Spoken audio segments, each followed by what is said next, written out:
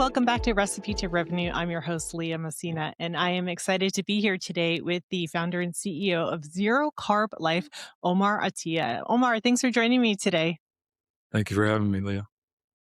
Yeah, so Omar, you come from quite an impressive food and beverage background. You've worked with some pretty big name companies out there, Kraft, Conagra. Tell us a little bit how you got started in this industry. Sure. I graduated Purdue University with a chemical engineering degree, and all along, the reason I went into chemical engineering was because I really wanted to be in consumer products and wanted to see the result of what I was working on. So right out of college, I actually was one of the people who interviewed the most of different companies. I wanted to kind of see what was out there. Yeah. And Procter and Gamble, of course, made the offer you couldn't refuse coming out of Hmm. college, financially and with regards to learning opportunity. So I worked for Yeah. Procter and Gamble for 3 to 4 years. It was about 3.5 years, and it was actually an amazing experience because it's almost like entering another university when you're at a company like Sure. that, where there's a lot of learning, there's a lot of really deep diving into what it means to do proper product research. And I was at that end of product research, which is more downstream. So I was connected to both consumer market research as well as product development. So I was kind of connecting the consumer voice Yeah. to It's what an the exciting product place needed to to do. be. Exactly, yeah. And then shortly after that, I was very tempted to go to Kraft Foods, and started working both on the R&D side and in operations because I was doing something called productivity, which is basically figuring out how to make the product higher quality and at the same time lower cost. So the projects were always Hmm. targeting to do both at the same time, which is obviously a significant challenge. And that's when I started to get into really inventing and discovering new ways to do things. And candidly, the patent I got at Kraft Foods was a little bit by accident. We were Hmm. tasked with make the product taste 1/3 less fat, taste the same as full fat Kraft Hmm. cream cheese, and there was this note, this flavor note. And for people who are into foods or in foods, they understand that sometimes it's really really micro differences that make that huge difference in taste or Right. mouthfeel. And so we were playing with different ingredients, all of them natural ingredients because that's really what we had to maintain. And at the same time, it was proving difficult. But then one day, it was almost by accident because we actually left a mix of buttermilk and cream Yeah. much longer than we expected. We thought the lab had shut down, but it hadn't. And when we came back the next day, we actually decided let's test it. And sure enough, we discovered that Yeah. there's a As a different. true scientist would, right? Yeah, yeah. And so, believe it or not, normally the concept of time and temperature is always talked about when you talk about a kill step. So in foods, you need to kill Yeah. microbiological organisms in order to make them food safe, and different steps require different levels of that. Well, this was actually time and temperature yielding, not having to add ingredients to bring about a taste and a mouthfeel, and it actually Hmm. led to the taste profile we wanted, and we were blown away. So then we, of course, started to develop it further. So we found the path through that accident, but then we continued to develop and actually got the patent that made third less fat cream cheese taste the same as full fat cheese, and that was an incredible kind of concept in my mind to maintain. I Right. continued growing my food products career or foods career. I worked for Kraft on the operations side. Every time it was like a bigger golden handcuff being offered to me, basically, as we entrepreneurs handcuffs, Sure. because you're in this, you're growing and you're getting promoted and you're making more money. Yet your Right. entrepreneurial sort of energy is still not all the way where you want it to be. And so at Kraft Foods, Conagra Foods, Dean Foods, and at Dean Foods, I Hmm. was really tasked with taking the concept of operational efficiency to a whole other level. I was tasked with actually, consolidating a bunch. It was a company that was mainly a conglomerate of buying smaller companies, smaller dairy companies, Hmm. consolidating factories into each other, shutting some down, bringing employees into another factory, etc. And that was an incredible experience. All of these things actually led me to have the knowledge I needed to for zero Yeah. carb life, but I had no idea at the time, right? Sure. Your plan is being almost designed for you without you knowing. Right. You start And sure, storing all these things in the back of your brain, and before you know it, they all come together, and you're like, "Wait, there's something here." yeah, and you don't know what it is yet, but you know Right. it's valuable. Yeah. I became a consultant. I started a consulting company and became a consultant for initially foods companies and manufacturing companies, but then it became clear that the innovation process we were using and we were building with companies were very valuable for all types of companies. And so Mhm. I started building a team in the US and actually had a lot of connections in the UAE and built another partnership team there. And we were, business was really thriving at that point. And about 2018, 2019 started to really, so that was entrepreneurial, but I really Mhm. wanted to get into growth startups too. And so finally we had the capital infrastructure to be able to really invest time without getting paid or to invest actual dollars Yeah. in startups. But all the time, I wanted to really get back to foods. And so I was kind of seeking out what are those things that are out there? What's something that I could invent? And sure Mhm. enough, again, accidentally was talking to a friend, talking to him about sort of the aspiration we had for looking at all these different things that were coming out at the time, Beyond Meats and Possible Burger, etc. Uh, Right. they were they were really looking at how do we make food have the right macros or less of the Mhm. unhealthy macros for people. But there was Yeah. still something that didn't sit well with me because the ingredients weren't always the ingredients that are just natural to us to use, right? You have these Yeah. very hard to pronounce ingredients on the ingredient line, or they're Yeah. things that we don't really know the long term effect of them, but they're giving Mhm. us a macro or a calorie count that we're good with, so people consume them. Mhm. I wanted something a little bit stronger. And so met this gentleman who had a friend who I became very good friends with. He actually had invented something on the kitchen top 10 years earlier and tried to launch it as a restaurant concept, but it didn't work. And what it Mhm. was a chicken based pizza crust or, full white breast chicken. And it was very simple ingredients. And so my first question was like, well, what are we using as the binder? And he said, well, no, no binder. And so Hmm. for a food scientist, it's very hard to Yeah. understand protein being put together without binder. And Right. so I started to understand, and he said, "But look, every time I try to scale this, it doesn't work. It works on the kitchen top." So I realized that I have the knowledge that can be added to his knowledge to where we can actually scale this, and Yeah. immediately realized there's a huge opportunity for pizza restaurants to bring this in immediately. I had some connections with pizza restaurants, so we launched the company. We launched the idea of developing, and then Mhm. 3 months later, COVID shut down all my other businesses, and so it kind of Yeah. said, the universe said, "Well, go to Zero Carb Life and focus everything on it." And so it was almost a Mhm. blessing for us that COVID happened because of those two things. We were able to focus. I brought a ton of people from the consulting company to be our startup team, and Yeah. we Amazing. actually had, and people started ordering food online in a higher frequency, and so that was perfect for our launch. So Right. then we launched Zero Carb Life in the food service, selling crusts to restaurants, and then Okay. actually through e-commerce, shipping it to consumers.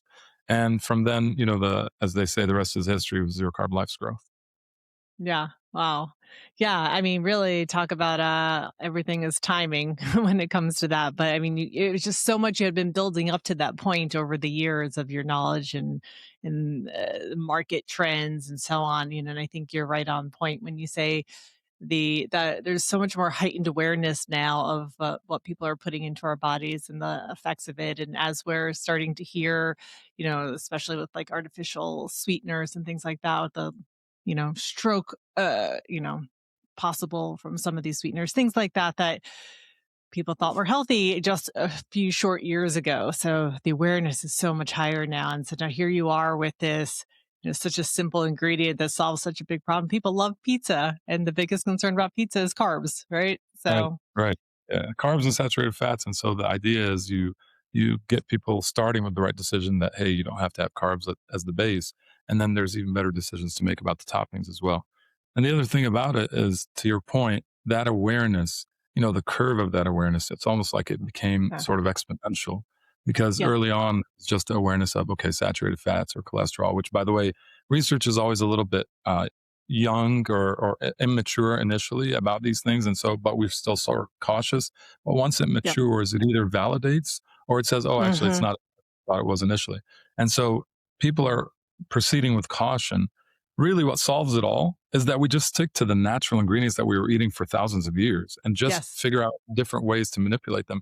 And that's what's amazing about what we've been blessed with. I want to say, like, not what Omar hmm, invented or someone else invented, what we've been blessed with yeah, is that it really just takes the same natural ingredients and just manipulates it hmm, with just very simple, which is time and temperature. So we know we're not. yeah, And some people think that temperature will change the content of a food product, but no, it doesn't. It only does that if you get above a significant amount of temperature for a significant amount of time. But within a hmm, threshold, you're actually maintaining all the value, all the ingredients, all the quality, and all the macronutrients, while at the same time you can change the mouthfeel and change the taste. And that's a wonderful place to be. Yeah. Yeah. So, in going back to your point about the binding of it, so is the chicken just ground down and then just kind of formed into a crust? To tell us about the actual structure of it. Yeah. And so for that, for when it comes to the chips, we won't be able to tell you every single thing because we have You part of sure? it that Yeah. Some that's secrets. Yeah. well, yeah, some of it is a trade secret. It's not in the patent that we're Yeah. seeking, but for the crust, we do have it all in patent, so I can tell you all about it. It's Hmm. basically, if you can imagine a chicken patty, okay, Yeah. but obviously much made larger chicken patty, much thinner, but then with a specific duration of heat and a specific duration Yeah. of time at different stages. So it's not Hmm. exactly just continuous. So we have this specific amount of heat we add to it, then it cools, then we add it to it. It sounds like it's complex and very costly in the manufacturing process, but we've actually figured out a way to kind of line it up to where it isn't that costly and it flows well Yeah. for our scale. And that's Yeah. really where the magic is and where the moat is, if you will. Right. Right. So when your partner came to you with this original idea, and then you brought all this engineering experience to the table for scalability, um, did you have to go out and find a manufacturing facility to do all this testing at that point? Yeah, and that was one of our hardest parts of our journey, candidly, because here's how foods works in the U.S. You have a governing body that's for foods that have less than 2% meats, and you have a different Hmm. governing body that's for foods that are greater than 2% meats. So the USDA governs anything that's greater than 2% meats for a factory and for a brand, and the Hmm. FDA governs anything that's less than 2% meats. Yeah. But to find a facility that's making the type of product we were planning to make, pizza, chips, taco shells, etc., that understands those products on the meat side is was near impossible because meats plants make, meat slices, cold cuts, Yeah. chicken patties, Right. sausages, and so they don't know these other products and don't have the equipment for these other products. So we were genuinely searching and turning over every rock, if you will, and then finally found a gentleman who became almost like our partner. Hmm. He actually got a very small equity stake in the company as part of the Hmm. relationship, and we had a sort of cost plus relationship, but at the same time, he was making money, we were making money, and we Yeah. grew together. We even I personally, as well as another partner, co-invested with him in his expansion. And Hmm. just recently, we've actually, the partner and I that are in Zero Carb actually took that ownership from him because he was ready to exit. And now we have Okay. full control of manufacturing. So we're able to sort Oh, of nice. reduce yeah. So it was a great Yeah. relationship all the way through, win win for everyone. And it was his innovation. So sometimes you can have an innovative company or startup, but you have to have partners that are also equally innovative, Yeah. equally forward thinking. Otherwise, you'll really get to a point at scaling, especially in CPG. You'll get to a point of scaling where it'll come to a Yeah. standstill or be slowed significantly. So, honestly, that partnership was a great part of our growth as well. Yeah. Yeah, I love that point so much, and I want everybody to make sure you heard what he just said because I hear that often you bring innovation to the table in CPG, and manufacturing is what manufacturing is. So you have to find the people that are willing to grow or adapt with you, right? Yes, So that's great that and you're it's able to really find a partner. yeah, and the formula. Just for those listening that want to know, well, how do I find that? Don't look in the wrong places. So the wrong places are if you go to a very big player that is making a lot of money and it's a volume game. Why would they adapt their process for you, Yeah. right? So think about that. And then if you go to a significantly small player that's undercapitalized or that's barely capitalized properly, what would they be able to invest with you? And so you Yeah. need someone who's big enough to be able to co-invest, small enough to where they have a bigger vision than just being a volume game. They really want to have to go into some level of branded space and Yeah. make and do different things in the space. And that's the partner you're looking for. I'm not saying there's thousands of them, but there's certainly Mhm. more of them than people think. And the only way to find them is to look in that niche or in that ideal client Yeah. profile, if you will, of a partner Right. versus trying to get every manufacturer that you can. Yeah. Yeah. Excellent advice right there. So before we kind of go deeper into some of the patents and how you have carved out your niche in this industry, I wanted to ask when you're looking at Zero Carb Life as a company, do you see Mm. it as a health tech company, a food science company, a healthy food company? Kind of where do you see yourself? That's a wonderful question. Actually, so our two lead VCs for our first couple of rounds of raise were actually, one is a health tech VC, and one is Okay. a startup tech startup VC. And Okay. we consider ourselves basically a food and health innovation startup. And the reason we Hmm. believe that is because our genuine mission is to transform health through food. Yeah. For a long time, food was about keeping us sustained, and then eventually food was about getting us enjoyment, which then meant it Hmm. was not valuable for our health. What we want to Yeah. do is make food now go back to being not just for our sustenance, but for our actual making us healthier, making Yeah. us more energetic, making us have more longevity. And we believe that's possible through food. We believe the sustenance that's been placed for us on earth, it can take us there if we just Yeah. work with it right. And so that's our mission. Now, how do we get there? Well, we get there by not eliminating the enjoyment part that people now have gotten used to.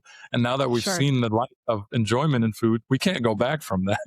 Telling Yeah. people, hey, well, just don't worry about it. It's healthy and don't worry about the taste. You can't do that anymore. So we Right. really now have to just leverage our innovation, our creativity, our discovery ability as humans, just like we have in anything else. And how do we Hmm. work with foods that we have naturally and figure out how to manipulate them, how to work with them to then give us that enjoyment without having a Hmm. ton of artificial things added, things that we don't know the Yeah. impact of or know that it's not good, at this Yeah. point. And Yeah. that's really what transforming health through food means. And so, even though we call Hmm. ourselves Zero Carb Life, we also have the eventual journey to Life Foods, which we've already planned out. We're going to be Life Hmm. Foods, and Life stands for it's LYFE, stands for love your Hmm. food every day, love your family every day, love your fitness every day, love yourself forever. Whatever you want that acronym to mean. Yeah. And it's because when you're transforming health through food, it's really a different relationship with food, and it's a different Yeah. relationship with your own body. And we want that to be what Life Foods is about. Yeah. Yeah, that's fantastic. And I think that's an interesting kind of call to food innovators today to find that nexus between the enjoyment and the healthy. And I think in there is sort of the happiness of where, we are Right. going as a society. I was just going to say, it's very difficult for development companies, and it's very Yes. difficult, especially with the pressure from like from industry or from Yeah. results needs. You want to get out there what people will become addicted to or crave, and at the same Yeah. time, you really have to maintain a threshold in order to be a healthy or transform health through that food. So it's not an easy equation at all. I'm Right. telling you from the experience. However, it is an achievable equation, and Hmm. especially if we get more critical mass, people realizing and believing in how much potential this has of exponential growth in both, Yeah. effect on people's health as well as an economic, benefit for those Hmm. that invest. Sure. Sure. Okay, I want you to weigh in on this topic because it's related to it, and it's been coming up a lot in our conversations here on Recipe to Revenue. We have gotten, as a society, accustomed to food being cheap, and there's, I think, a growing movement of trying to educate consumers that food is not cheap. It's not supposed to be cheap. What is your thoughts on that? That's a really, really great question. So there's a lot of angles to that question, and how do we really understand it and look at it.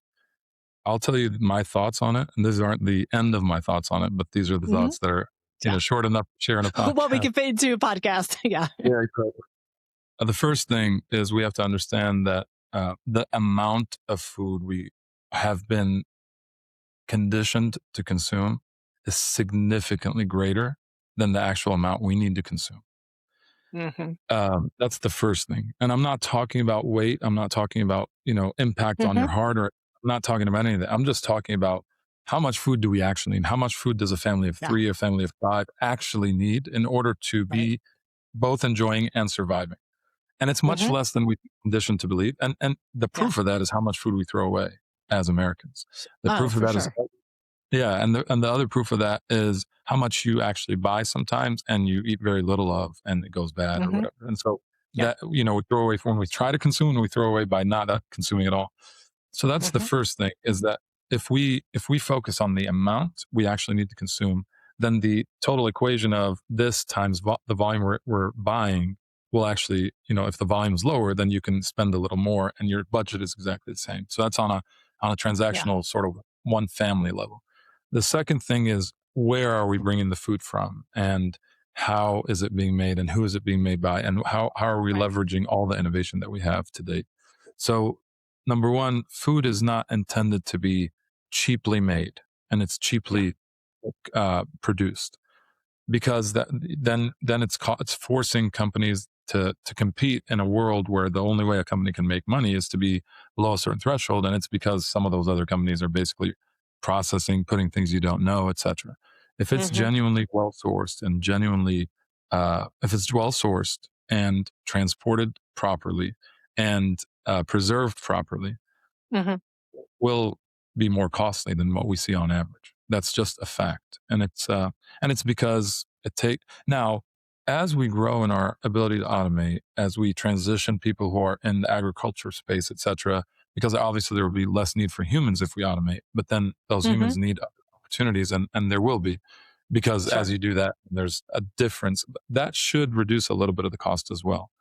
However, Mhm. us being defining whether food is right for us to consume or not by its cost is um, it's very dangerous. Now, on the flip side of that, we have to also have an eye on social justice. We can't say those words and expect our society to transition from that when we're completely ignoring the amount of, the economics level of a significant portion of our population. So Yeah. so we have to address both those things. And I'm not trying to get political or trying to get, Mhm. on a soap here, but really, yes, it should be that there's a maximum threshold of expected cheapness of the food. There should Yeah. be a minimum threshold that we say, look, if something has these ingredients in it, it really shouldn't be less than this, because that's what the supply chain demands of it right now. And if Right. it is, something's wrong. Something was done with it that's wrong. However, if we're going to do that, then we also need to make sure, how are we going to level the playing field for those that have a lot less ability to buy those things now? Because Correct. candidly, when a family that is barely surviving paycheck to paycheck has the opportunity to feed a family of four from McDonald's, it used to be with like $20. Now it's probably $40 or $45. But Yeah. when they can do that versus feed that family of four with like $80 or $70 with proper groceries from the grocery store and labor into it, and they don't even have the time for the labor or the money for that additional spend, it's just a difficult message to give to them and say, well, do better. Mhm. That's not Right. really fair. Right. And so Yeah. we have to address both things, but absolutely you're right that those people who assume that food shouldn't be that cheap, and if it's that cheap, something must be up, is absolutely right. Mhm. That's when I Yeah. worked in productivity at Kraft, we couldn't just make the cheese with milk and cheese and it would cost less. It wouldn't work. We had to bring Yeah. in That's processed whey, which is still natural, but it's Mhm. it's dried milk. It's an ingredient from milk that's dried. We separate all the Mhm. parts, we sell it in parts, and it's a lot more profitable. And then you make products with it. And so that's Mhm. the reality. Yeah. Yeah. Yeah. You just by default strip away nutrients and things like that are beneficial to the body. Yes. Yes. And unless So there's innovation looking to understand what's the threshold of Mm. manipulation of food, 'cause I did say earlier, manipulate the food to keep the Yeah. ingredients. It's also manipulate the food to keep the nutrient quality. And so Mhm. there's a level where you can know, there's time temperature curves where you know what's happening with Yeah. all of those ingredients, and you can maintain. Right, right. Yeah, and if the most like simple example I can think of is if you have raw broccoli and you're boiling it, there's a point where you boiled out the nutrients of it, right? If you're Right. cooking at home. Absolutely. Yeah, exactly. Sorry, the vegetables is always better to steam, and now we have those air fryers, so that's also a great way to do it. Yeah, yeah, absolutely. Uh, so now that GLP-1s are a huge part of our society, it's changed consumer taste and behavior so much. You must Yes. have a lot of thoughts on this, especially with Yeah. your product, and I'm sure it's something that people that are on that just I'm sure that's one of your main markets. Without a doubt, it's definitely been while I don't know how I feel about it societally, it's definitely been a big benefit to zero carb life, right? Because Yeah. uh, bottom line is, GLP-1, what it does, if for those who don't know yet or haven't heard, it really makes you eat less, number one, Mhm. and nutritionally, your doctor or your nutritionist will always advise, well, if you're eating less, you better make sure you get the right macros in those few Yeah. calories. So foods that are protein dense in the smaller calories are ideal. Foods that are lower of the useless ingredients or ingredients that won't add a lot of benefit to your Mhm. natural need are not as valuable because you're eating fewer calories, and so you can't really afford. You don't have a lot of latitude for wasting calories. Right. Eating Yeah. so much less. So what GLP-1 has done is really put us front and center because for 5 years now we've Mhm. been making product. We have the lowest caloric count uh, calorie per protein. We have the highest protein per calorie ratio of any chips on the Mhm. market. We have the highest protein pizza on the market, hands down. Yeah. When you do better than, and I'm comparing to all of the protein heavy products that are supposed to be the healthy Yeah. products. They're not bad. They're good, and we like the market having a lot of products Mhm. because it's training the Yeah, it consumer. just elevates the whole market, yeah.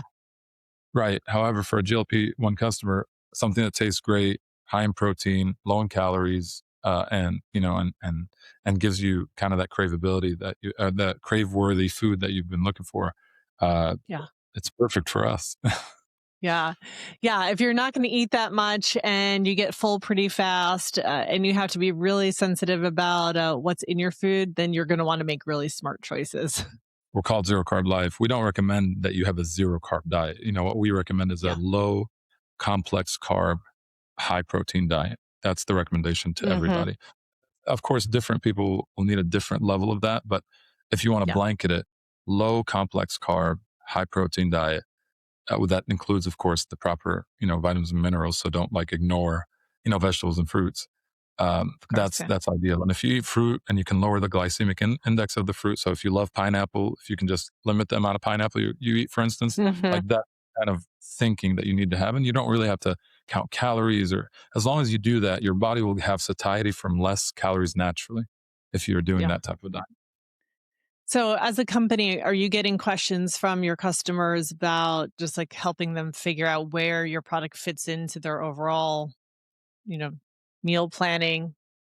Yeah, yeah, and we've tried to help with our social media, Mhm. suggestions with videos as well as on our website, and whenever we can via the email campaigns. But really, our products are made for those moments that are with gatherings or late at night when you're watching Mhm. something to reaching for something that's really going to make you feel tired or bloated or guilty, that you're Yeah. reaching for a product because it does two things. Our chips will do two things. One is give you that satisfaction of eating something that's crunchy and tasty Mhm. and savory, and still has all that flavor. And at the same time, it will give you satiety sooner because it's protein, Yeah. which isn't necessarily Mhm. great for because then people buy less of it, but it's still good for it's a good balance. Yeah. And so it gives you that. And it also then, it's like a training of, I don't need to consume that much because Mhm. with doing less and satisfied, then naturally with other food experiences, you'll also think of, oh, well, I can get satisfied with less consumption. So, Right. our chips are made for that. Our pizza is made to be able to make it home if you buy our crust or you buy frozen pizza for when you're in a pinch. And it's really made for those moments that you would eat pizza any other time and Mhm. feel good about the pizza you're eating versus feel, Yeah. oh, no, shouldn't have eaten that last, Guilt, that, like, disgust. Yeah. yeah, yeah, it feels really good, the dopamine hit going in, Yeah. but then afterwards you have all these feelings. Whereas with our product, you still have that hit, and you feel good about it Yeah. afterwards. In fact, diabetics have sent us videos where obviously if they eat a regular pizza slice, blood sugar spikes Right. insane. Sure. When they eat our pizza, it actually lowers blood sugar because Oh. energy being expended on digesting the protein. Yeah. Yeah. Yeah. Oh, that's fascinating. I will have to share that with my father-in-law. So Yeah, I yeah. want to circle Videos on back our to yeah, we'll put some links to your videos in the show notes and in the blog post that goes along with the episode, so people check that out there. So Omar, I want to just circle back to your patents, and I want you to talk a little bit more about how strategically the patents have really been able to create a competitive moat for zero carb life. And yes. was that done on the onset that, that was a decision that you made knowing from your engineering background, or was that additional benefit that you realized? It was definitely a decision from the very beginning, because Hmm. you always want to have a moat. And candidly, there's so much less innovative things that get patents. I mean, Yeah. I'm not saying they're better than everybody else, but there's just a lot less that Yeah. gets patent. What we have is genuinely unique and genuinely innovative, and it's because of what you'll if you talk to any food scientist and say, "Hey, these guys are making this protein product without a binder," they'll just look at you funny Mhm. because it's not a normal thing to not have additives and binders to put protein together into a specific structure, whereas we've been able to do it. And so it's really been a moat for three reasons. One is we've done it at scale. So you can have a Mhm. consumer, they'll be able to ground the chicken, they'll be able to do it. They'll sometimes put egg on it as a binder, which is a protein, Mhm. but that doesn't hold up at scale. They can do it on the Yeah. kitchen level, Yeah. but then you freeze it, you defrost, so we've been able to do it at scale, and it's because we've gotten equipment and assets that are specifically geared to our products, and Right. and that we also have the exact ability to understand at what point of that heat does it burn the crust, at what point of that heat does it make the crust not crispy enough, and all of Mhm. those. So there's a lot of development that went into it, as well as the additional products that are on our additional patents that are pending and soon to be issued. We have Yeah. taco shells. We have, crumbs that we call breadcrumbs, but they're not bread, obviously, but Oh, wow. breadcrumbs Yeah. that are protein. We have pasta that's been developed, empanadas that have been developed, which is just another form of the crust, but smaller and then Sure. made into an empanada. So we have a lot of products that we developed, and it's all inside that moat because it still Right. requires that innovative process of not using Mhm. binders, not using Yep. additives, building the product with just the protein and the few ingredients to give it the flavor Mhm. and then it's off to the races. So that's what we focused on in this initial set. And there's even aspirations for additional things that are building off of this knowledge. But this Mhm. knowledge has been incredible for us. And then, like I said, for Yeah. the chips, we actually have a trade secret portion of the process where it starts out very much similar, but then after that, how we make what we make, the dough into a chip that's actually similar size, similar cut, Mhm. etc. That's a unique product that we've come up with, and we decided not to put it in the patent so that it can't be replicated. Yeah. Yeah. Excellent. I love the idea too of the taco shell one because that's another like a group activity that will make everybody eat healthy together. Yeah, Taco Tuesday Uh, being all protein shells is an incredible thought. yeah. So when it with your patent as you started to scale the business, how was that with fundraising and your investors? How did their reaction to that? So it definitely adds value, for an investor. They understand that, for instance, right now we have a couple of international clients that have ordered product, and the intention is Hmm. as to scale that. We don't have to necessarily go and set up a separate operation there. We can partner with someone who has an operation and license, for instance. You wouldn't be able to Okay. do that if you didn't have a moat like this.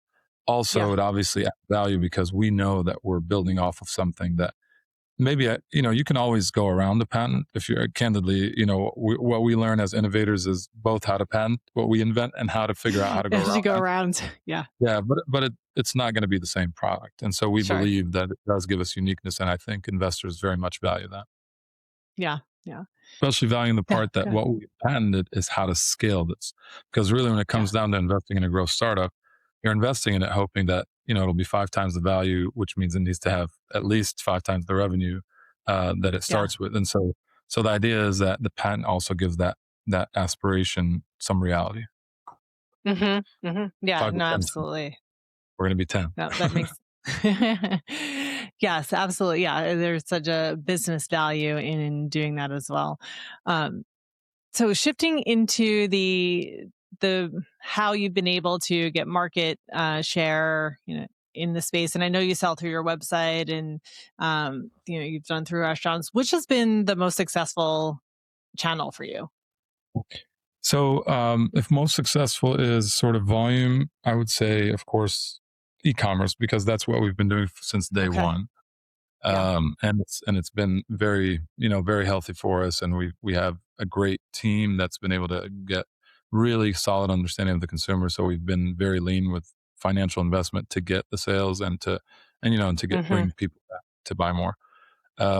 When it comes to, if you define success as where do we see the best margins For growth, I would say Uh-huh. retail because Okay. um, so the concept of shipping product individually to consumers that's frozen is significantly costly. I mean, insanely Yes. costly. And so it doesn't, while we have extremely positive margins on our product, margin, a lot of that is eaten up in our logistics and operations of getting the product to the Sure. consumer.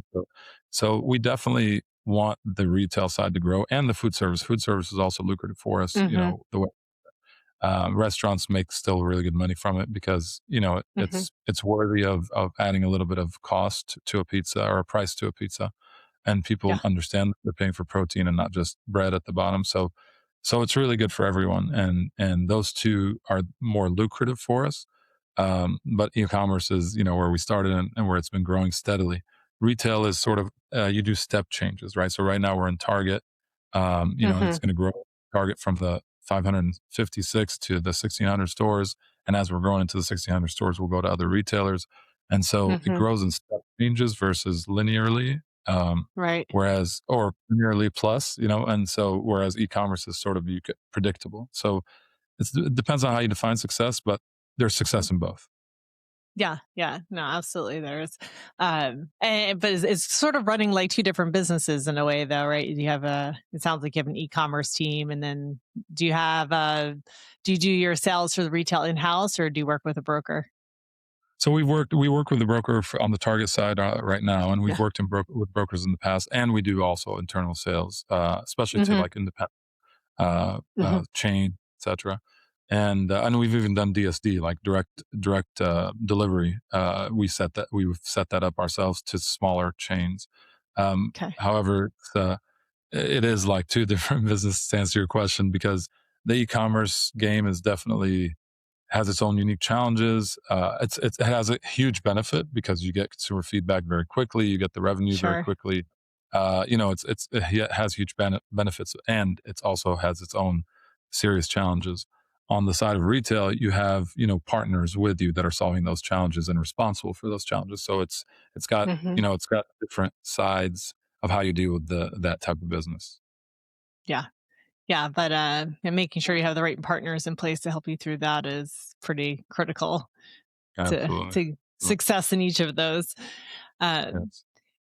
so as you look to the future of your company and where trends are going with our society and changes in, tastes, where do you see things going? What's your prediction? Yeah. So my prediction is that we're only going to continue to grow both our company and the space in Hmm. general of health food, the space in Yeah. particular of where we're focusing our company right now, which is higher protein, lower simple carbs. I really believe it's going to continue to grow, and at some point, it's going to hit almost like a tipping point where there's going to be a Yeah. lot of people that are more people that are looking for this type of food versus the traditional what we've all gotten used to for decades. And I believe Yeah. it'll be because we'll hit a moment where people will say, "Oh, actually, exactly what I said earlier, which is I don't need to consume as much if I consume the right food, Yeah. and it gives me what Hmm. I need." And I can enjoy it because that innovation concept, I think companies rushed to become suppliers of healthy food. And I think it was at the Hmm. expense of how tasty it was, candidly. And it's we appreciate that they blazed the trail for us. And that's what showed Yeah. us the consumer feedback that, hey, don't make a pizza crust that feels like it's a bunch of, Yeah. it's I don't know, Sticks to that, your that teeth, or it tastes it's like, all obviously you hear it refined. tastes like cardboard, right? Yeah, The exactly. And famous one. so we learned from those trailblazers in the health food space, but Yeah. really it's very clear now that if you're going to get into this space, you have to innovate and you have to hit the threshold of taste and craveability if you're going to Yeah. compete. And I think once more and more companies are investing in that, I mean, the biggest companies are now trying to invest in that. Of course, they're falling short because they're kind of late to the game. Mhm. They're trying to Right. just adapt their existing brand to have a little more protein or a little more this. So, and it still Yeah. has all the other crap, if you will. And so, Yeah. it's not going to necessarily work, but it'll definitely mature the whole space. And I believe Yeah. that's what'll happen as people will go more to Yeah. our product. More people will go to Right. our product than that people that are going to the other products. Yeah. I agree with that. I think that as a society, I am so happy to see that we're reaching this point where people are more aware of what ingredients are, and they're asking questions and challenging what the ingredients are, where they come Yeah. from, what's in them, what they're doing to us. And I think that that demand will trickle back. Certainly, it takes, as you just said, the larger companies longer time to adapt. But I'm excited for smaller up and coming businesses that can make fast moves and are using innovation like you are. Yeah, and So it's a well wonderful done time to on be. all your progress. Appreciate it. I appreciate it. One more thought, philosophical thought for people to kind of ponder. One of the things that is critical is that the bigger food companies, the way they've made their success is Hmm. keeping things, the product is the same anywhere you buy it. And that Yeah. actually is a sign of we're a good company. We have proper controls. The Right. reality Sure. is, the reality is if you're locally sourcing food or getting food to be more natural, it's normal. No one in California can eat the same exact thing as someone in Massachusetts unless it's processed and it's Yeah. preserved in a way that's unnatural. That's just a fact. And people who are food Hmm. scientists know this as a fact. The consumer has been trained that, oh, that means something's wrong when they're different in Massachusetts versus California. But the reality is Hmm. that's actually when it's right. And so I think part of it, and Yeah. this is just one example of a piece of learning that the consumer will have to have over time in order to genuinely be with the program, if you will, of, hey, I need what's Sure. healthy for my body, and still tasty. It can still be tasty, but you just can't have some of these concepts that we've gotten so trained on by consumer products Hmm. companies and food companies over the decades because it was making them more money and they pride Hmm. themselves on those concepts. Yeah. Excellent insight there. I love that. Definitely something to think about. All right, Omar, my last question for you before we wrap up here today. Recipe to revenue, name of our podcast. What is your recipe to revenue? Is our signature question. What has been your recipe to revenue? So is that within zero carb life or what do I love to eat? Because I love to eat zero carb life. Are you No, saying something about yeah. yourself or are you saying our recipe to revenue? You can answer however you like, however sits with you best. Well, the two products that I just can't get enough of that we sell are the beef bacon jalapeno pizza Hmm. and the jalapeno ranch chips. Now, obviously, as you can tell, I can enjoy a little bit of hotter food, but those are Yeah. just incredible. Like I can't eat enough of the jalapeno ranch chips. Actually, even though it's protein, Yeah. sometimes my wife is stopping me because I'm consuming a lot of it at night because I feel good. I'm consuming protein, so it's okay to just keep eating chips. Right. And then when it comes to foods that I enjoy, um, I mean, honestly, I enjoy red meat. I enjoy grilling out and enjoy steaks and Hmm. anything that goes with steaks, like potatoes that are for a sweet potato is my favorite. So, a steak and a good steak, like Yeah. a ribeye that's well marbled, and a sweet potato next to it that's dressed like a baked potato, not like a sweet potato. Mm. Those are, Hmm. and that's a really good salad. So to me, that's like my meal of choice, and that's the thing I cook Excellent. best. Yeah. uh, then I make, Your personal signature dish. yes, and then when I'm loose a little bit on the carbs, I make a mean French toast and I make a mean omelet. So those go together too.